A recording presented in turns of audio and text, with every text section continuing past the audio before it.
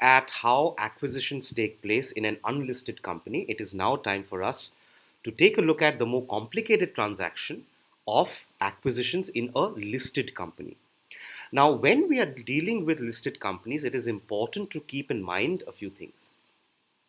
I believe that there are two fundamental principles of securities regulation.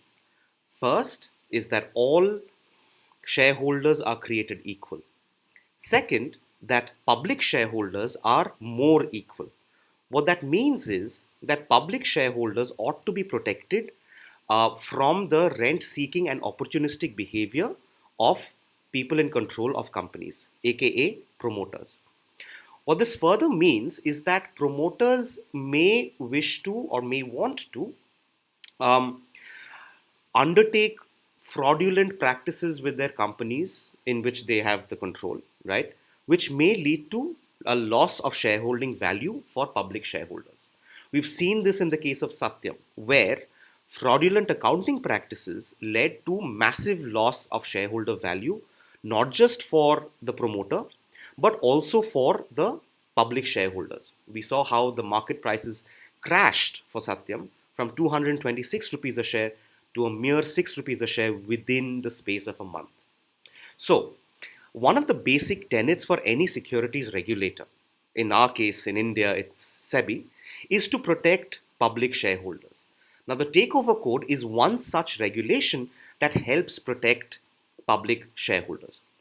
Now, the Takeover Code as a term or a name, it doesn't exist formally. The Takeover Code is a colloquial term used for referring to the SEBI Substantial Acquisition of Shares and Takeovers Regulations 2011, right? Now, we know for a fact, just picking up from where we left off in the last video, there is no change in process or any of our principles in case of minor trades. Shares are still goods and they must still be subject to a share transfer form. This might be in dematerialized format, or it might be in the case of a click wrap agreement that you would have for let's say an online trade. But if we are transferring more than 2% shares, this transfer must be reported to stock exchanges as well as SEBI. This is to ensure that we keep a tab on who controls how many shares in a particular listed company. Like we said, SEBI does take great pains to ensure that public shareholders are protected.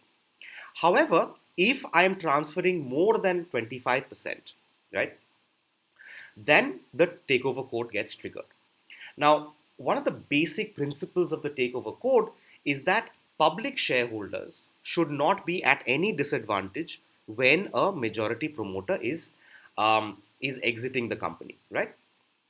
And they must be given the same opportunities to exit as the majority shareholder. This is one of the basic principles on which the Takeover Code rests, right?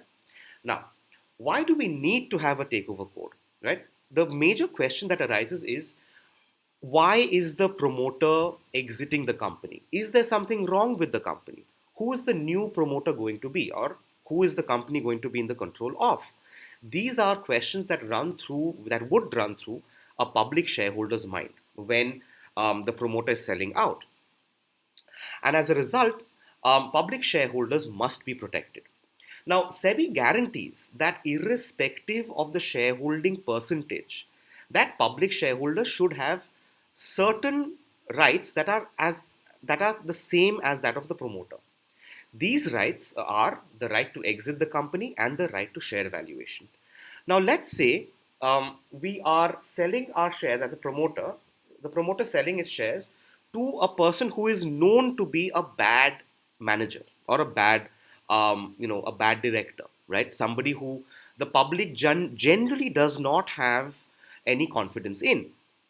Now, if such an acquisition from a good promoter to a bad promoter is announced, what do you think will happen to the share price of the company? It would crash immediately, right? And as a result, public shareholders would be at a disadvantage. Now, you can argue that public shareholders will be able to sell their shares on the stock markets at any point of time, but as a result, if everybody's trying to sell their shares, we know that the stock price will crash, which means that if the public does not have any confidence in the acquirer or the new promoter, then they must be protected against the loss of share valuation. Now, here's where the takeover code comes in.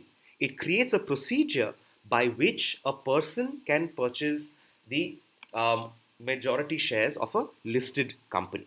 Now, let's take a look at what the takeover code does. To begin with, we have a few parties involved in the takeover code, which and we'll be using these terms throughout this video. You have the promoter who is in control of the company. You have the public, which does not have any control of the company. There may be other shareholders, right? And we'll keep this aside for now. But primarily, we're concerned with what the acquirer needs to do as part of the takeover code. And of course, all of us are concerned with the shares of the target company. So let's take a look at when the takeover code gets triggered. Now, let's say originally the shareholding of the company was 25% public, as is mandated by the securities contract regulation rules, and the remainder 75% is held by the promoter. Let us assume that. Now the acquirer buys 24% of the shares. At this point of time, the takeover code is not triggered, right?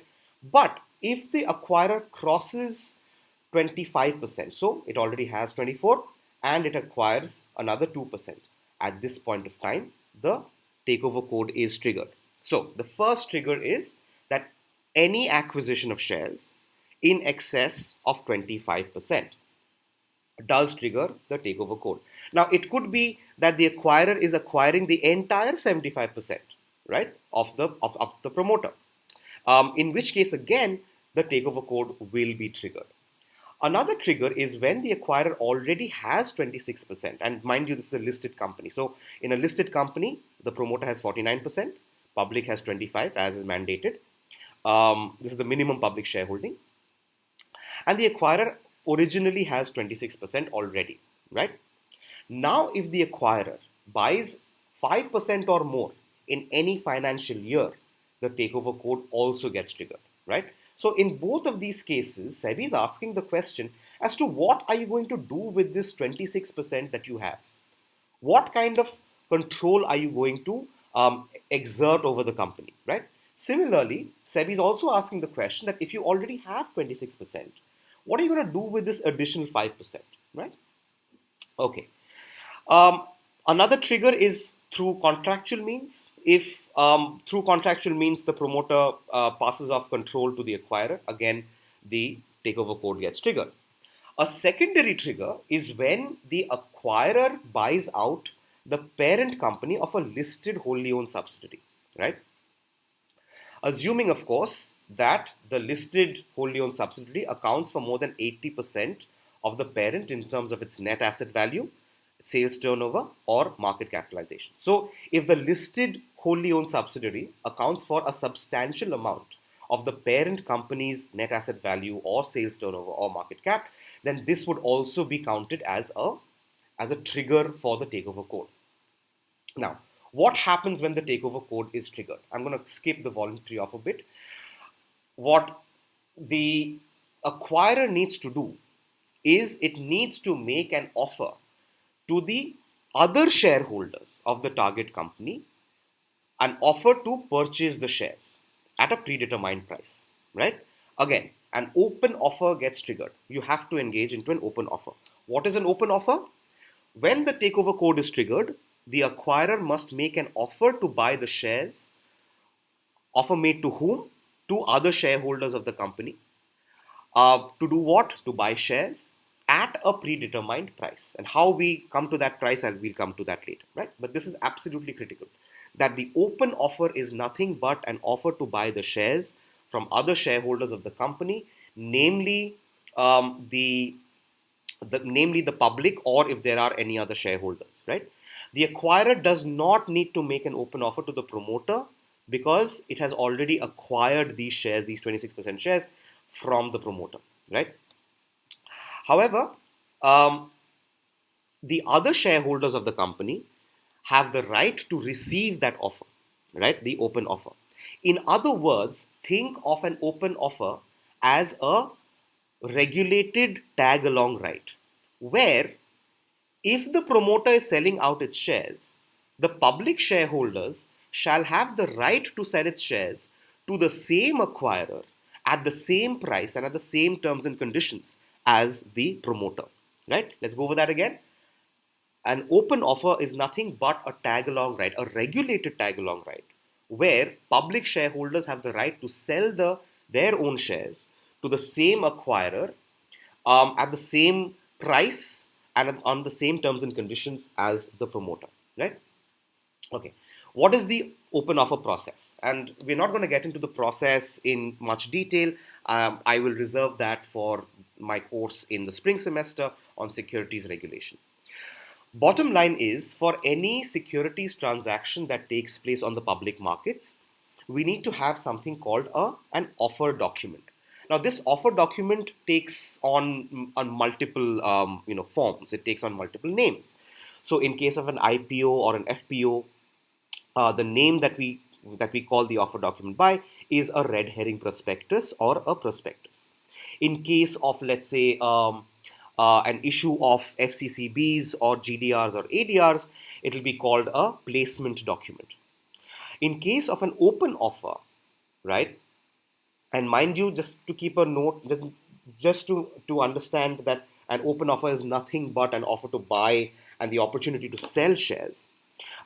We draft what is known as a letter of offer. Now, this letter of offer is filed, a draft version is filed with SEBI. At the same time, we identify who are the shareholders to whom this offer must be made, in which case there needs to be a cutoff date, right? On this cutoff date, we identify who are the shareholders who hold shares in this company. At the same time, SEBI takes a look at this draft letter of offer and comes back with comments, changes that may need to be made in the letter of offer. This is to ensure that the letter of offer is in consonance with the Takeover Code. Now that we have received observations or comments from SEBI, we then change the draft letter of offer to the letter of offer, which is then filed with SEBI and ROC. After this letter of offer has been filed, we enter into what is known as a tendering period. Now, the tendering period is where public shareholders may apply to sell their shares to the acquirer, and the acquirer accepts those shares.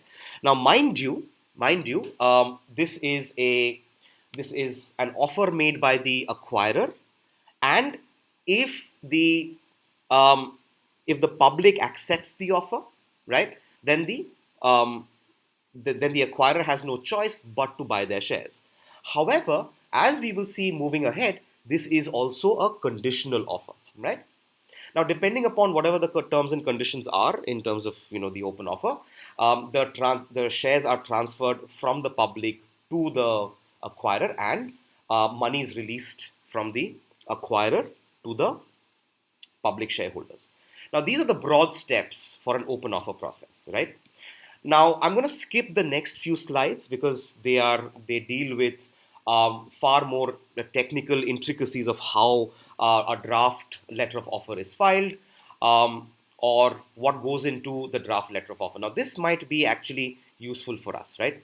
Now, the draft letter of offer contains a number of chapters which are mandated by SEBI, right? To begin with, we'll look at what is the tentative schedule, on what date will the cut-off be, on what date will we check who are the shareholders of the company to whom the offer is made. Second, what are the risk factors that go into this open offer or this acquisition? Some of the critical risk factors would be that the company is going to be under new management. You may not agree with the management principles that we use. We may not see the same kind of profitability. So it is entirely up to the public shareholders to decide whether or not they want to sell their shares or remain in the company. Then, who are the acquirers and persons acting in concert, right? Who are the people who will be buying out the company? What are the other companies that they have acquired or they have control over? What is the background of the company? what is the offer price and what financial arrangements that have been made to ensure that if the public shareholders actually sell their shares, that they won't be, you know, there will be enough money to pay for those shares that are going to be bought by the acquirer. What are the terms and conditions of the offer, the procedure for acceptance of the open offer and the settlement, documents that will be put up for inspection. Now, typically, the share purchase agreement, which will have been entered into between the acquirer and the promoter, that will be a document for inspection. Declaration by the acquirer that everything that has been stated in this draft letter of offer is true, and the form that needs to be filled out by public shareholders to ensure that, to signify their acceptance, right? Now, we're not going to, again, I'm going to skip these parts and come straight to closing out of the open offer, where at the time of the open offer being closed, I will transfer the shares. I will have the acquirer transfer the shares to itself from the public shareholders who have accepted the offer, and I will ask for the release of the escrow money. Now, the financial arrangements that have been made for the purchase of these shares by the acquirer, right? Question: how many shares are to be acquired through the open offer? Now, this is a question that is of critical importance. SEBI mandates that the moment you've triggered the takeover code, right, your open offer must be for a minimum of 26%. Now, let's see how this works. We know that the takeover code gets triggered at 25%, right? Now, so let's say this acquirer now has 25%. If the acquirer has 25% and the open offer is for 26%, 25 plus 26 equals 51%. What SEBI is indirectly trying to tell us is that if an acquirer is buying out 25% of the shares, which means that they will have the ability to control a little or have some control of the company in the terms of blocking a special resolution, what SEBI is saying is that you better be able to control the company in its entirety. What that means is that you will be able to control the board of directors. At 51%, we know for a fact that a shareholder will be able to change the board at will. In other words, SEBI is saying that if you are going to trigger the takeover code, you must be willing to control the company in its entirety. Now, consider a proposition where, let's say, the public and the promoter have, let's say, 75. Let's say the promoter has 75%, right? And we are entering into a share purchase agreement with the promoter for its entire 75% shares. In which case, the remainder 25% that is held by the public, the entire 25% is subject to that open offer. Now, in case of creeping acquisitions, where the acquirer already has 26% and the acquirer acquires a further 5% from the open market or from the promoter, again, an open offer of a minimum of 26% has to be made. Bottom line, the minimum number of shares that the acquirer has to offer to buy through the open offer is 26%, right? I'm going to skip voluntary open offers and come to pricing. Now, the pricing when it comes to an open offer, this becomes fairly important, right? Now, SEBI requires that the price at which these open offer shares are to be bought can be calculated in a number of ways. It can be calculated in terms of, let's say, the weekly highs and the average of the weighted average of the weekly highs and lows over the last 2 weeks or the last 6 months, etc. Right? But typically, what we have seen is that the price that the acquirer and the promoter have agreed to is the highest negotiated price, which becomes the price at which the open offer the price at which the open offer is also made. However, SEBI also says that this open offer price, must also include any price paid for the control over the target company, right? So, in a number of situations, what the promoters will do is they will ask for something called a control premium, right? Now, the control premium is an is an additional um, is an additional payment that the acquirer must make to the promoter, because the promoter is getting control over the company, and it's not unusual for acquirers to make this payment. What SEBI says is that if you do have if you are paying a control premium, then that must be factored into the open offer price per share, which means that now we have the per share price for the promoter multiplied by the promoter shares. Now this gives me the amount of money that the acquirer is paying the promoter for its shares, right? The entire share consideration plus control premium, right? Now, when I'm adding this control premium, this entire money this part is the entire amount of money that I'm paying to the promoter. Divide this by the number of promoter shares, gives us this entire money plus the control premium and the per promoter share, which means that the price per share for the promoter and the price per share for the open offer is going to be different. Once we factor in this control premium, the price per share in the open offer is usually in excess. And because this is the highest negotiated price, or the price per share for the promoter is higher than the market price, the price per share in the open offer is typically much, much higher than that. Of course, we'll look at a couple of workarounds to this when we do our tutorials, right? Let's take a look at a couple of hostile takeovers. What happens when there is a hostile takeover? Now, in a country like India, where we know that there is concentrated shareholding, it's very rare to see hostile takeovers, right? There have been a couple of instances where hostile takeovers have taken place. In case of, let's say, the Mindtree and L&T, the takeover of Mindtree by L&T. Now, typically what happens is the acquirer will make a creeping acquisition up to 24.9%, right? And they'll keep buying out shares from the market.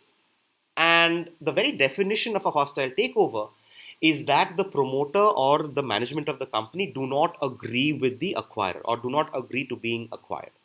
Once the acquirer places an order for 0.1% of these shares, you've now crossed into that 25% territory, right? As a result, the open offer has been triggered.